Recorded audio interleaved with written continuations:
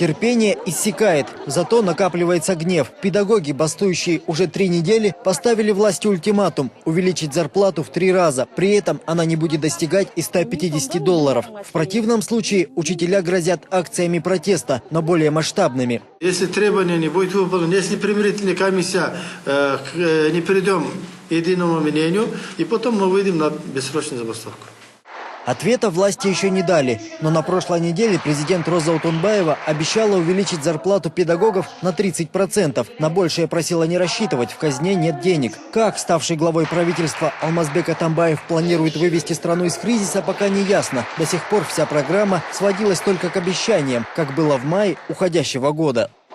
Обязательно у нас пенсионеры как минимум в ближайшие несколько месяцев, Бог даст, головой будем землю, но деньги найдем, и пенсионеры будут получать деньги не меньше прожиточного минимума. Обещаю вам от имени Временного правительства. С тех пор прошло 7 месяцев. Анна Сибирякова по-прежнему вынуждена просить милостыню. Чтобы сравнять ее пенсию с прожиточным минимумом, нужно эти $25 умножить на 3. Насколько вам пенсию подняли с тех пор, как Временное правительство стало? На 80 сумм.